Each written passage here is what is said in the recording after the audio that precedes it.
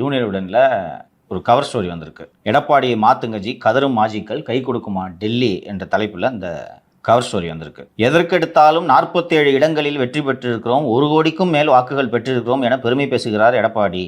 அந்த வாக்குகள் எல்லாம் இரட்டை இலை சின்னத்தின் மீதான விசுவாசத்தில் கிடைத்தவை, எடப்பாடியின் தலைமைக்கு விழுந்த வாக்குகள் அல்ல. சின்னம் இல்லாவிட்டால் எடப்பாடி கட்சியில் ஒன்றுமே கிடையாது. இது முழுக்க முழுக்க உண்மை என்று நான் புரிந்து கொள்கிறேன். எடப்பாடியோட செல்வாக்குக்காக வாக்குகள் விழுந்திருந்தால் அவர் இன்று எதிர்க்கட்சி தலைவராக குறைந்தபட்சம் இருக்க வேண்டும் என்று தான் நான் புரிந்து கொள்கிறேன். ஏனென்றால் கடுமையான அதிருப்தி திமுக மீது. அப்ப அவருக்கு பதில் இவர் என்று மக்கள் தேர்ந்தெடுத்திருக்க வேண்டும். அது எடப்பாடிக்கு விழுந்த வாக்குகள். அவருக்கு பதில் இவர் அல்ல அவர் என்று மக்கள் முடிவெடுத்ததற்கான காரணம் எடப்பாடியை தலைவராக ஏற்றுக்கொள்ள மக்கள் தயாராக இல்லை. அதிமுக தொண்டர்கள் ஏற்றுக்கொண்டு விட்டார்கள். நீங்க ஒரு வருஷம் முன்னாடி செய்திகளை பார்த்தீர்கள் என்றால் அது வந்திருக்கும். 2 கோடி உறுப்பினர்களை சேர்த்து விட்டோம்னா அறிவிச்சாரா? உங்க கட்சிக்காரன் போட்டிருந்தாலும் இன்னைக்கு செய்ய மாட்டேன் நீ. அப்போ உங்க கட்சிக்காரங்களே போடல. ஒருவேளை அதிமுக பொதுச் செயலாளர் பொறுப்பிலிருந்து இறங்க எடப்பாடி மறுத்தால் இரட்டை இலை சின்னத்தை முடக்கவும் மாஜிக்கலால் கோரிக்கையாக வைக்கப்பட்டிருக்கிறது. நான் வேலுமணியாக தான் அதான் கோரிக்கை வைப்பேன். இரட்டை இலை வச்சுக்கிட்டு தான் தள்ளு ஆடிட்டு இருக்காரு, முடக்குங்க ஜி. பட் பைலா படி டெல்லியால் அதை செய்ய முடியுமாங்க சார்? எப்படி செய்ய முடியுமா என்று சொல்கிறேன்.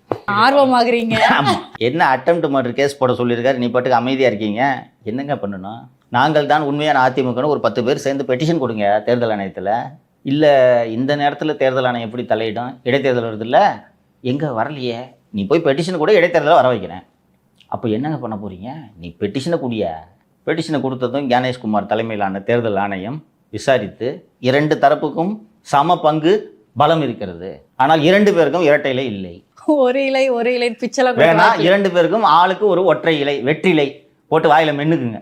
அது மெல்றதுக்கு தான் சின்னமா கிடைக்காது. சின்னலாம் இல்லை, வெற்றி இலை. அது பேரை சுண்ணாம்பு நீ தான் வாங்கிக்கணும். கொட்டைப்பாக்கு சுண்ணாம்புலாம் அதையும் தேர்தல் ஆணையமாக கொடுக்கணும்லாம் எதிர்பார்த்துட்டு கூடாது நீ.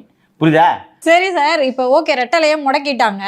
இவருக்கு வெற்றின்றதே தேவையில்லையா? அந்த கட்சியோட அமைப்பு தான் வேணும் சொத்தை பாதுகாக்கிறதுக்கு. மீண்டும் ஒரு தோல்வியை சந்தித்தால் இரட்டை இலை சின்னத்தை முடக்க வழிவகுத்த எடப்பாடி பழனிசாமியை பொதுச் செயலாளர் பதவியிலிருந்து நீக்க வேண்டும்னு அன்னைக்கு பேசுறது எடுபடுமா?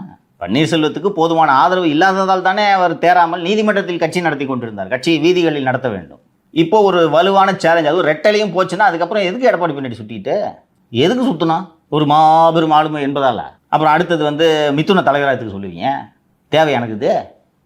புது பொதுச் செயலாளர் மிதுனா அப்படின்லாம் கூட ஸ்டோரி வந்திருக்கு போல இருக்கேன். சொல்லிங்களா?